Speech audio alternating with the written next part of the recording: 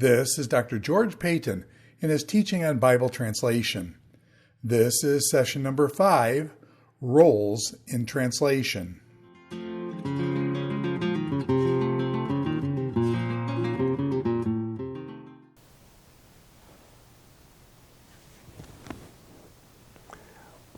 We've talked about the translation process, all the different steps that are involved, and we talked about the different people in the translation process. We talked about a consultant, we talked about the translators, and there's a third role that's sometimes used in Bible translation, and that's the role of the facilitator, or it's also called an advisor.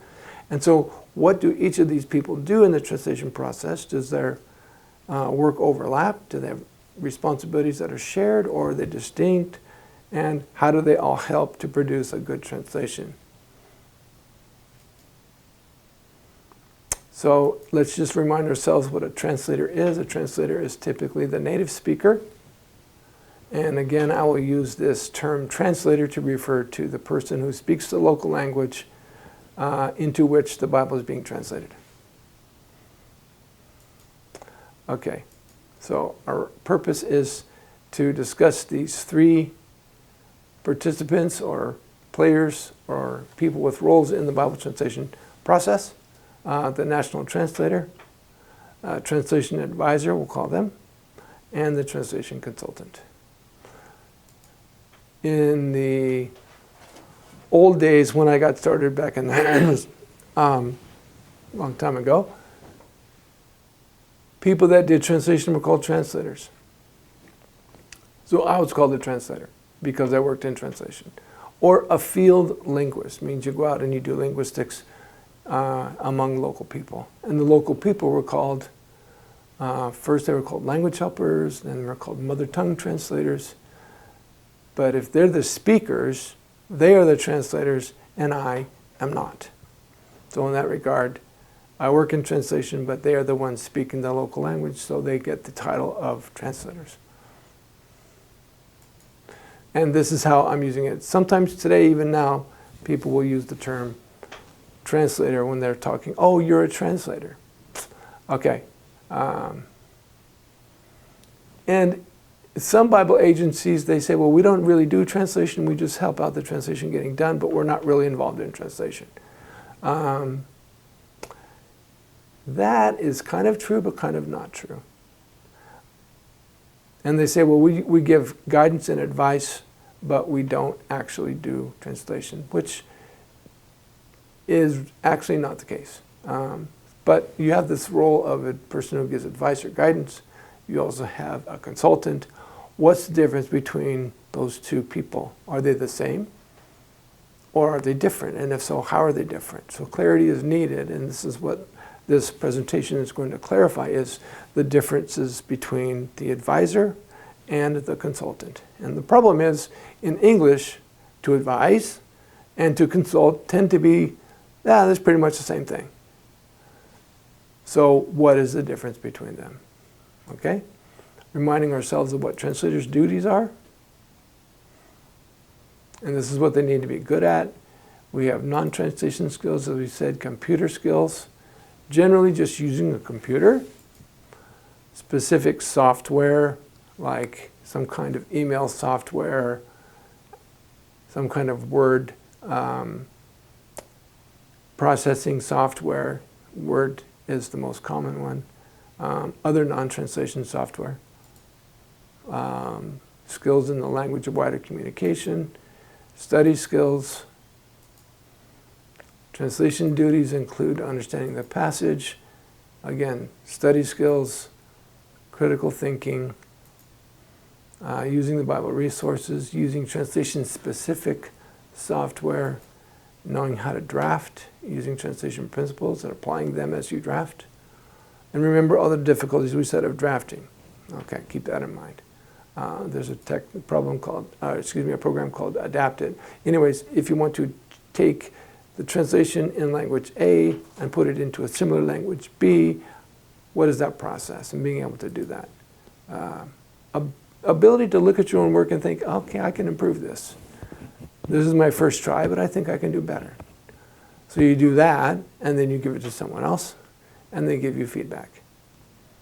At the same time, they give you their first try, and you give them feedback. And so this thing of working with others on a team, giving feedback to each other is a part of the process that translators should be able to do. Checking for accuracy, so looking at the literal version of the source text and reading through, making sure you didn't leave anything out. Later on, proofreading, spelling, other things that you would normally expect when you write something. Okay, so that's the translator, the person that speaks the local language. Okay, we have another role called translation advisors. And translation advisors are always also called translation facilitators. Not every organization and not every part in the Wycliffe SIL world has a role for translation advisors. And where this translation advisor fits into the organizational structure of a particular group can vary from one organization to another.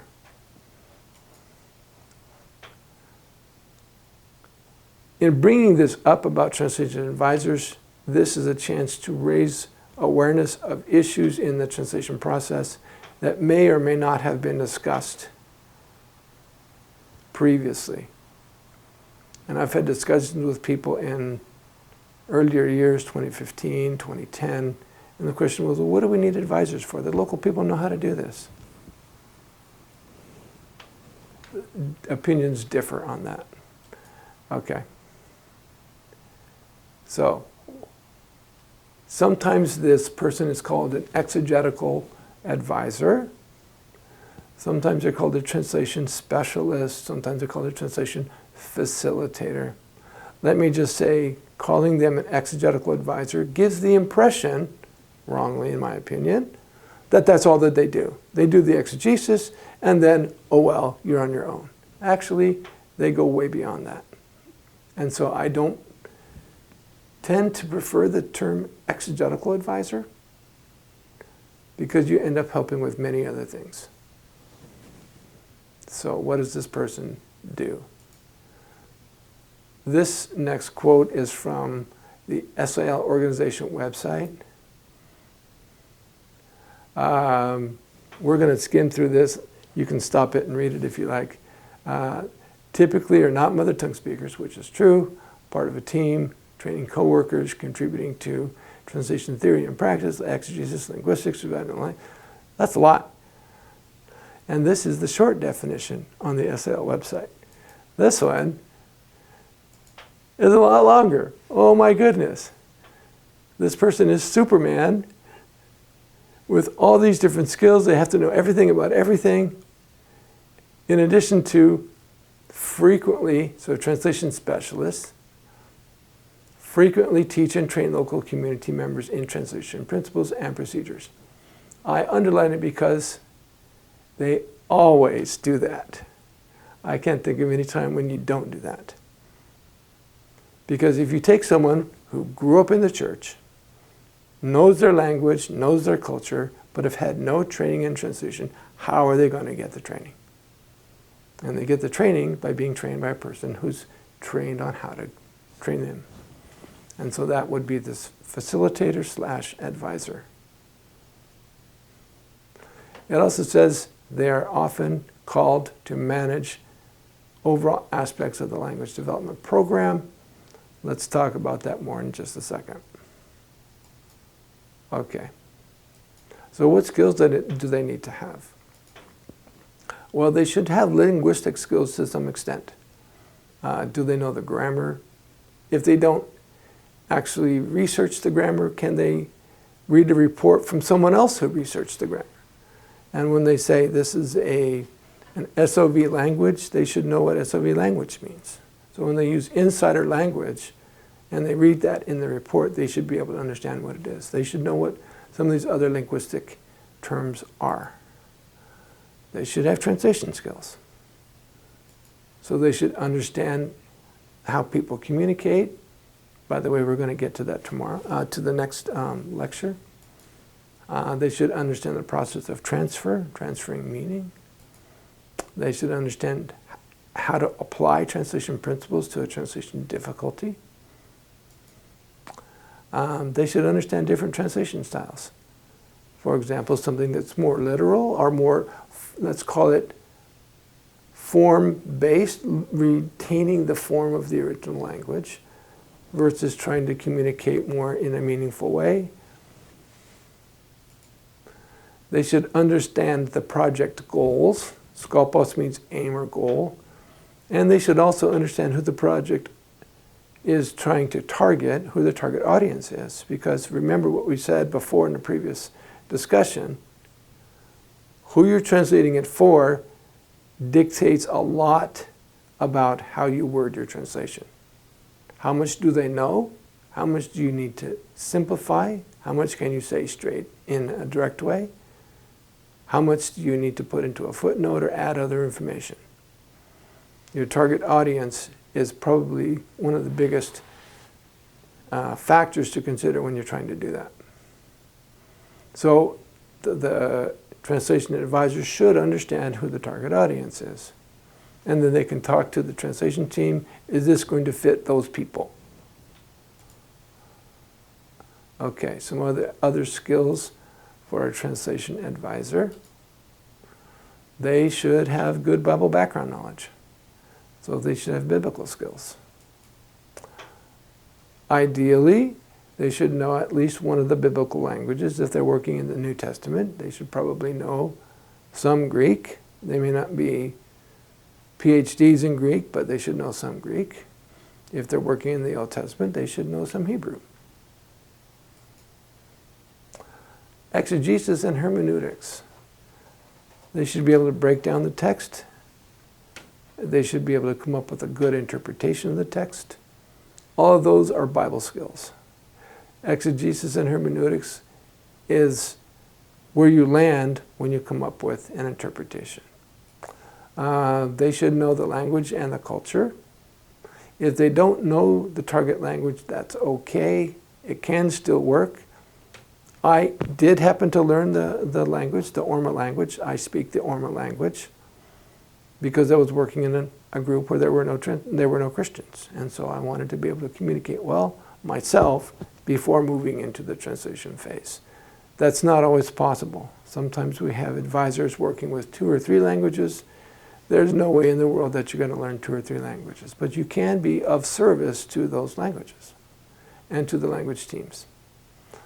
But you should understand the language of wider communication. You should understand the trade language in that country. Again, speaking, hearing, reading, and writing. Especially if the Bible that they're using as their base is that language. Understand, at least in general, writing patterns and grammatical patterns of the receptor language or the target language. And if you can speak it, that's great. If you can't, you should at least become familiar with it. And this happens where people get into a language project and it's really hard at first, but after they work with a translation team and they're editing translated texts over and over and over, by about 6 months or a year, they get to the point where they can actually read a lot of the text without any help. And then, by the way, what is this word here? Oh, it's this. Okay, great. And I've gone into consultant checks and I asked the team, can you explain the grammar of this sentence? And they said to the advisor, can you explain it to him? And so this European woman, she said, okay, this is how it is. And so she explained to me the grammar. She understood that because why? She had worked with it over and over and over. So this is something that the advisors need to develop. Understanding the culture of the people and to develop cultural competence. Cultural competence is a buzzword in higher education probably for the last 5 to 10 years. Everyone is talking about being competent in another culture. It doesn't mean being culturally aware. It does to a point, but being culturally aware does not cover the whole picture. Culturally aware means, oh, I know that people usually don't do this. There was a mission trip that once went from our school to Europe, and they went to Germany. And while they were there was a group of the college students together with a German person, and they went to cross the street, and a car was coming, and the car came really close to hitting a couple of the guys because they were walking out in the street, and the car slammed on their brakes, and they jumped back, and the driver jumped out, and the German guy and the driver started having this argument, and then the guy got in his car and drove off. And they said, well, what's going on with that? And the German guy said, well, actually, here in Germany, the driver has the right of way, not the pedestrian. And you're taking your life into your hands if you challenge the cars and go out in the street. Well, these American boys didn't like that. They thought that was stupid. And so they intentionally, after that, would go into the street and challenge these cars. They knew it. So cultural sensitivity, they knew the right thing to do, but they refused to do it.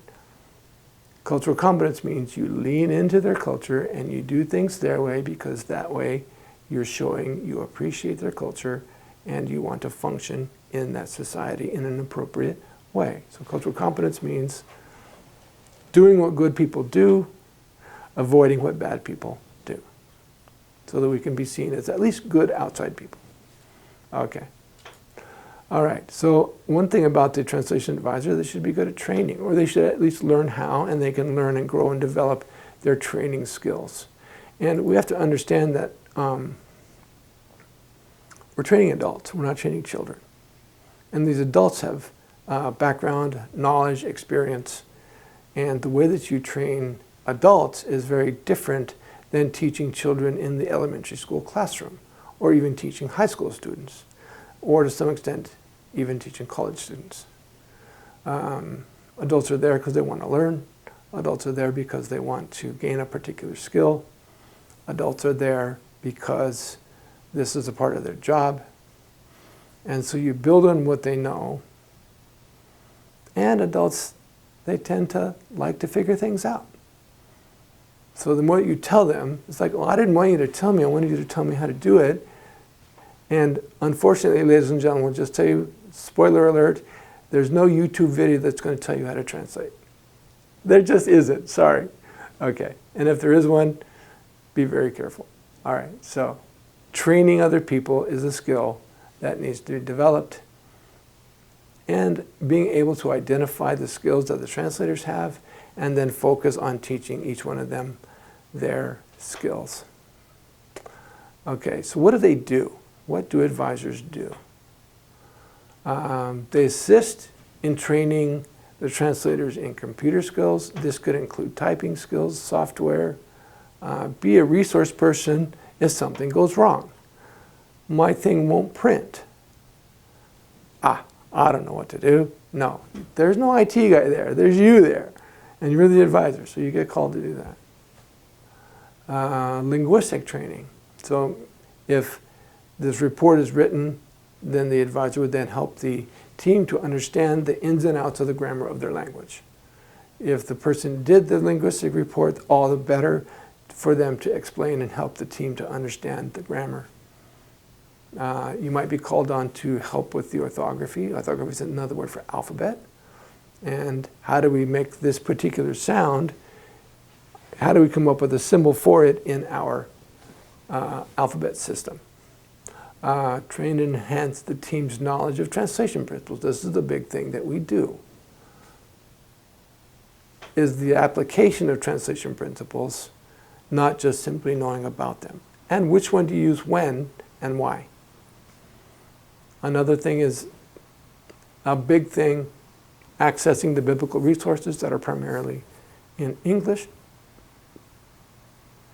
And this is something that, in one sense, it's worth its weight in gold. This is a precious, precious contribution to the team by helping them to access these translation resources. Some of them are straight up commentaries. Sometimes we have specific translation resources that are written for translators, but they're in English. So even if it's in simplified English, they still need help reading it and understanding it. Okay, and then another thing is, as you're working through the text together, as you're trying to understand what this passage means, you're talking about exegesis, you're talking about interpretation. You look at 2 or 3 or 4 different versions in English. You look at 2 or 3 or 4 versions in the language of wider communication, if it's there. I remember when I was translating the book of Genesis, so back in the day, we didn't have Bibles on computer, okay? So we had hard copy Bibles. So I had English Bibles here. I had Swahili Bibles over here. I had Greek and Hebrew over here. And then there were 2 or 3 similar languages to the one that we were doing who already had a Bible. Not exactly the same, but it was close. So I had them over here. So I'm working simultaneously in 6 different languages. And you get there by comparing this one to that one to that one and saying, okay, this is what we think it means. Great. How do we word it? Then we would look at those related languages and say, okay, they said it like this. Can you say it that way? Not exactly, but close. So then they would get us close. And so then learning how to do that, learning that whole process, doing it again and again and again, these are things that the advisor trains the team on how to do. Some other duties, actually helping them produce a draft or helping them revise the draft, helping them to produce a back translation. So if you start in English and then you go into the Orma language, the consultant wants something in English. It should pretty close reflect what the translation says. I went to one group to check their work, and the English version of their translation looked exactly like the NIV. Sorry guys, you did a cut and paste of the NIV. I don't want to cut and paste of the NIV. I want to know what your translation says. So I would have them give me a verbal back translation all the way through. So an advisor can help them to produce a translation that really helps the consultant to see what is in the translation. Okay, another thing that the advisor does, it's another pair of eyes to look at the translation, to go over it, to make recommendations before the translation or that particular text goes to the consultant. And so it's a check and balance piece in place where the advisor adds another level of, and I don't want to say scrutiny, but adds another level of fine-tuning of the text. Okay? Those are all primary duties. Secondary duties include learning the national language. Yes, they should. Local language, like I said, it depends. Do they even have opportunity to do that? Sometimes when we have people go to the field and the translation project is just starting, then maybe they do have an opportunity. When I was working in southern Tanzania, the translation teams were in place, and then we would get people coming from either Europe or some other place to help with the translation team. The translation team is in the middle of the book of Mark, and they need help right now. And there wasn't really time for the advisor to learn their language. But the advisor did learn Swahili, and so they were able to communicate well in Swahili, and that's why you need to know the national language. Learning to function in the national culture. It's not a said thing, but again, that's that cultural competence idea. As much as possible, learning about the local culture, learning about the local worldview. Why is this important? It's particularly important when we get to the view of the community of the unseen world. And my opinion is, from my experience, that everyone has a view of the unseen world, but they don't talk about it. And we had this come up when we did a workshop on how do we translate key biblical terms in these 10 languages from our office in Tanzania. And so I would ask them, so what do you guys believe about the unseen world? What is in the unseen world? Well, you've got God. Okay, great.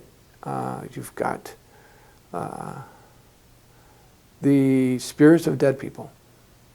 Okay, ancestral spirits. Okay, anything else? Yeah, there's spirits that are bad. And for lack of a better word, we call it evil spirits.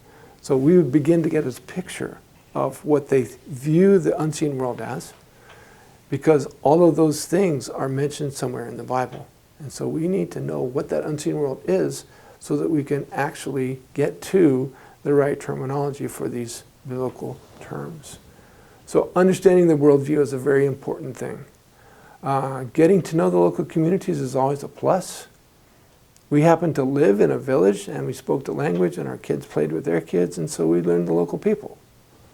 If you live in a city and the language area is outside that city, making regular visits, it helps build the relationship with the local people, with the pastors and others. And so not everyone is able to do this, but if they can, it certainly is a plus. And to be advocates for the translation team. Hey, we're working on your translation. Would you like to come help us in this checking session? Or can we come and show you what we've done? So a way to get the word out, a way to draw people's interest in. All right, so should an advisor be a supervisor? I've seen places where the advisor was not, and I've seen places where the advisor is. And so what I'm telling you is from my experience and what I've seen, it could be different in different places.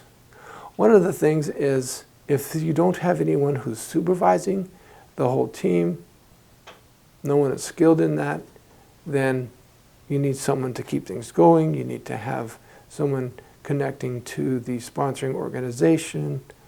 If it's a missionary organization like Wycliffe or SIL, then this person is reporting to the SIL administration about how the project is going on, things like that. They know the local situation, they know the translation team. All those are good reasons to have the translation advisor be a supervisor. Cons.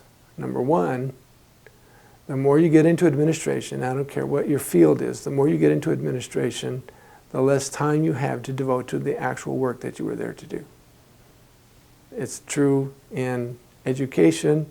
The more you do administration, the less time you have to teach, and you end up teaching one class and you used to teach 3 and you really miss the classroom, but there's all this admin work that you have to do. So it just takes up more time. And in taking up more of your time, the translators don't have you available when they need you to help them to work through problems. So that timely training that you can do when you're an advisor gets eaten up with other responsibilities, and that's a detriment, that's a con. Another thing is, in places where the translation work is done, we often work in hierarchical societies, where you have leaders and you have non-leaders, and there's a clear gap there. With America, everything is flat, everything is level, we're on the same level. So you go up to the president of DIU here, Dallas International University, and it's, hey Scott, how you doing? Oh, great, George. That probably wouldn't happen in some of these other countries. You'd say, hello, Mr. President, how are you? So that level of respect is there. Also, when someone is of a higher level than you, there is a friendship gap where you are not really in a position to get to know that person well because you are of a lower status. And it goes the other way too. A person of higher status doesn't make friends with the people that work under them. So there's this hierarchical level that's there, and that does inhibit the relationship between the translation advisor and the translation team. So we need to be aware that that's the situation, and then the question is, do we want that kind of situation for the translation advisor? Or should someone else do the administration and let the translation advisor be there to help the team?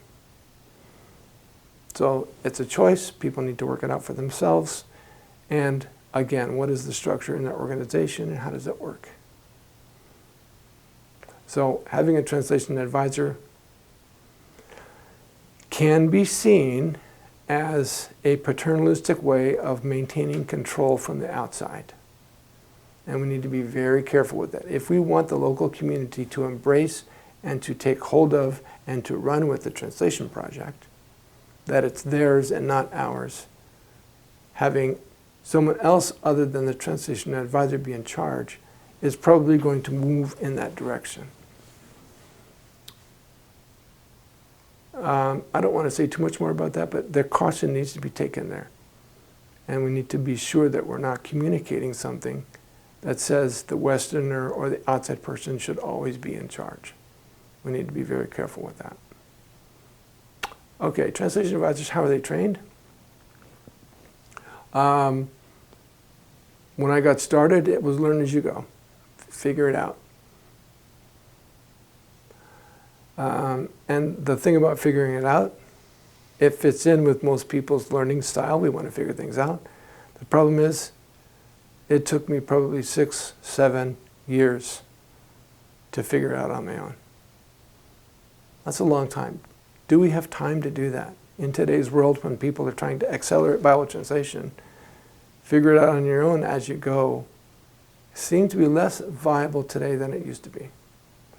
One question is, are there any in-country training programs? And I know of, personally, 2. In all of the translation world that I've heard of, I know of 2 in-country training programs for advisors. That means with 200 countries around the world, there's a whole lot more work that could be done in country. All right, what about pre-field training? I'll give you a plug for Dallas International. I think that we have the only training program specifically designed for translation advisors. Something to keep in mind. So the more training that the advisor gets in how to mentor and how to facilitate before they get into this role, the more quickly they can get up to speed once they get there. And the more quickly they can get up to speed, the more quickly the team can get up to speed. And so even if there's no in-country training program, if they get training before they go overseas, they're way ahead of where they would be if they just had to land in the country and start figuring out on their own. And we taught a translation advising class at Biola, and my students would write back to me and say, you know what, your class was just like what we do every day in translations. We're so glad that we got the chance to get that training. So this helps the advisor, and the ripple effect is it helps the team better and sooner. And the team ends up producing better work. Okay, so we have a consultant and we have an advisor. So what's the difference? Okay, so consultants, they do mentor translators and facilitators. Translators being the mother tongue speakers, facilitators usually are people from either another language in the country or from another country. Do advisors do that? Yes, they do. They work on mentoring translators.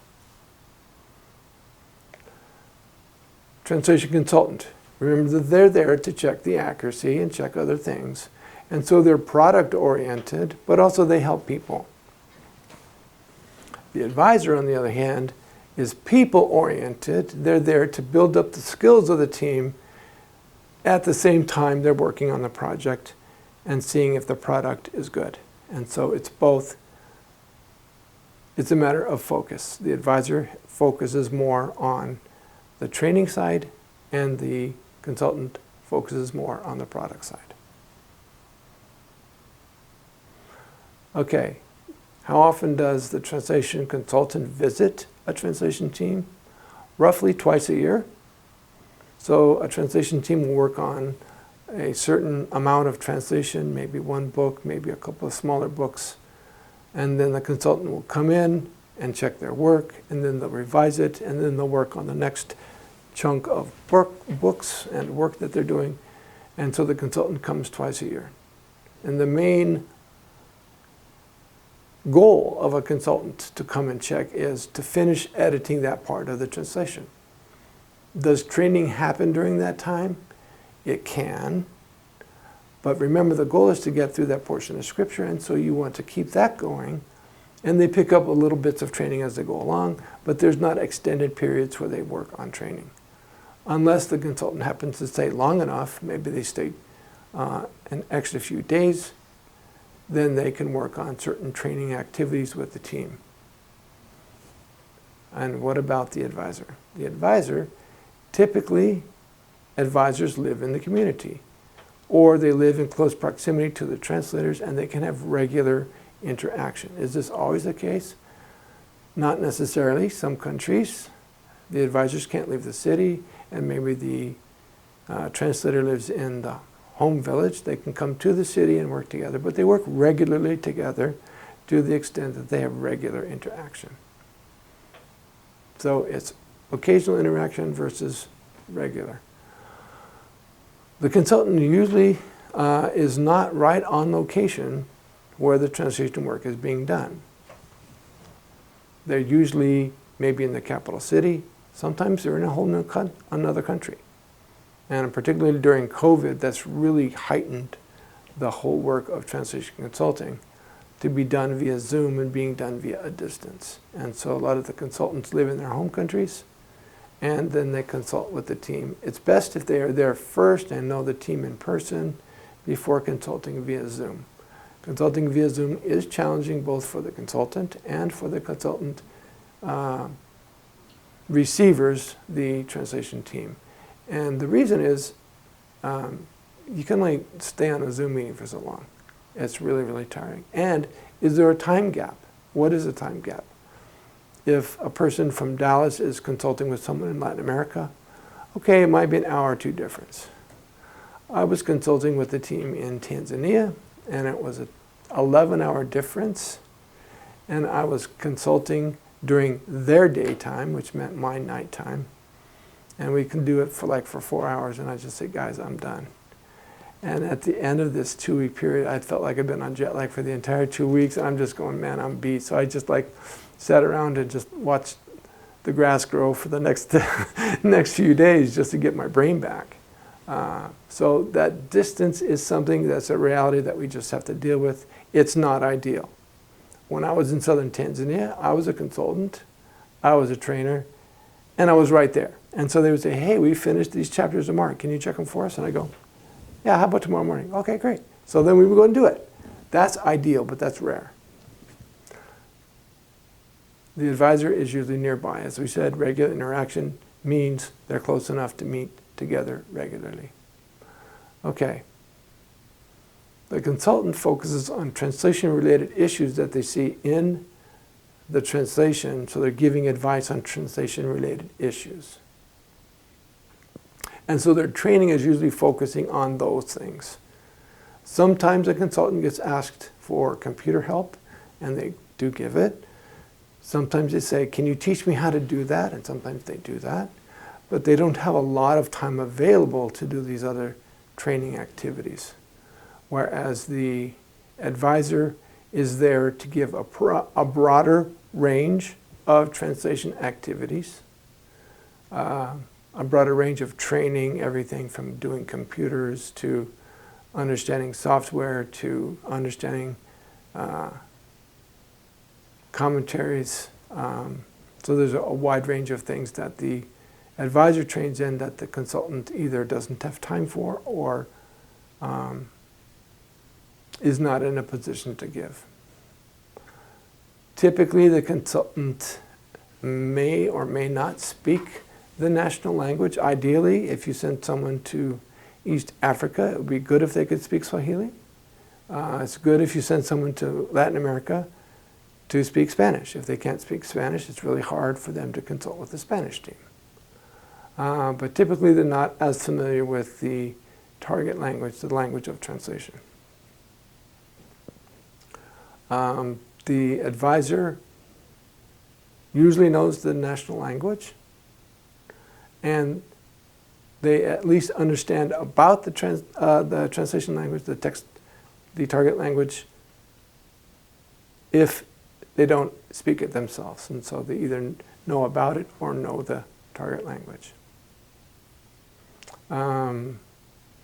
The consultant has a broad range of experience in languages in that country, but possibly also languages in other countries.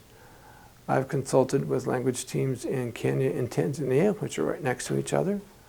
I've consulted in teams in Congo, in Zambia, in Zimbabwe, in Namibia, and in Alaska. And you build up this knowledge in your mind of all of these different translation experiences. And so you get this broad range of translation knowledge where the advisor has knowledge on how do we translate this language. And so their knowledge is deeper on that one language, but it's not as broad as a translation consultant. So if we look at the translation team, what does that look like? So we have the translator. And then the advisor knows a lot of what the translator knows, it's at least about the work of translation. The consultant knows a lot about translation, how to be an advisor, translation principles, and so they know a lot about the whole area of both the translator and the advisor. And so they have this broad range of experience that goes beyond what the team has, but they all work together. The goal is to produce a good translation. And so if we think, what does the team look like? This is what a team typically looks like. You have people from different cultures. You have male, you have female. And the goal is to all work together to get the translation for a group of people that need to understand and to walk with God. Let me just say a bit about our programs here at DIU, Dallas International University. So the goal is to have job-specific training for the different roles in translation. In one way, this is nothing new. If you're trained to be a teacher, in fact, if you're trained to be a high school teacher, then you need to be proficient in math, then you need to take the math test and qualify to be a math teacher. And then you need to take another test to qualify to be a science teacher. So those are specific things. So this is job-specific training is nothing new. Somehow it is late to catch on with in the translation world. So one of the roles in translation work is descriptive linguistics. That means a person that breaks down the grammar of another language, dictionary work, the sounds, the alphabets, all that. And so they're trained in linguistics, and they're trained in linguistic research, survey. They're trained in writing down and documenting what they find out. Some interaction with people, but not as much.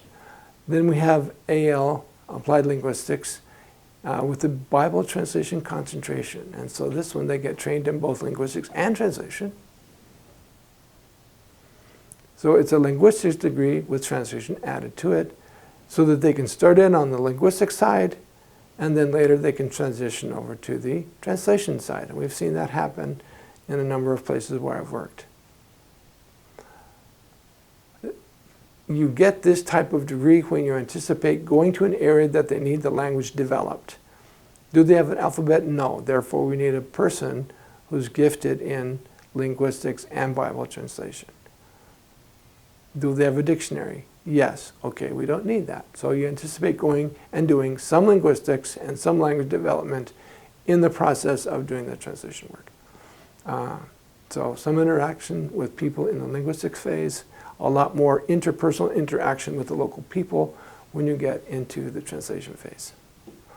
Okay, the AL in translation advising, so we have applied linguistics in translation advising. So we have a special degree just for that. And so they're trained in all these things. They are trained in linguistics and translation. It's primarily a translation program with linguistics incorporated into it. So we have about 3 or 4 linguistics courses and about 7 or 8 translation courses. Working in an area where there is already an established alphabet, the language has been developed. Primary function is to serve on a translation team. and be that resource. And they have to remember, being a translator, a mother tongue translator in a country like Kenya or Tanzania or Indonesia or Malaysia, it's really, really challenging work for these men and women who come not from a translation background and jump in, and you are the translator for your language. It's really, really difficult. And the more we can offer help to them, the more we can get them people to support them, like advisors, it just works better. So the very basic function of the training is to help them to be able to do that so that they can flatten out the learning curve of the national translators. Specific jobs. And so as people are considering what do they do here at DIU, which degree should they take, which role suits that person the best, their gifting, their strengths, their non-strengths, their personal bents or preferences. What do you enjoy the most? What brings you the most satisfaction? I get a lot of satisfaction out of being able to communicate to someone in their language. All the more have God communicate well to them in their language. And I just really get a lot of job satisfaction out of that. So if I can't do translation, I get to talk about translation, and I get excited about talking about translation. Okay, what role has God called you to? Another question that I ask people. What led you here in the first place? What does God want you to do, or what is your part in God's mission to extend His kingdom around the world? Roles can change. People get into translation and they decide this isn't for me, I can go to something else. Or they get into linguistics and they say, linguistics is not my thing, and they can get into something else. Sometimes they don't change. So roles can change along the way. And this is that verse that we mentioned in Ephesians.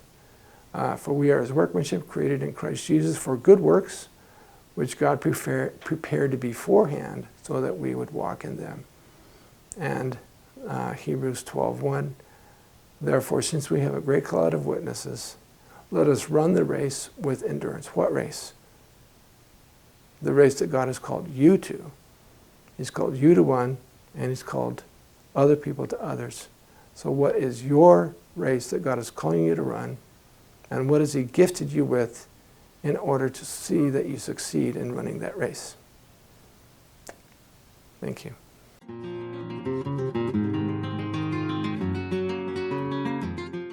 This is Dr. George Payton in his teaching on Bible translation. This is session number 5, Roles in Translation.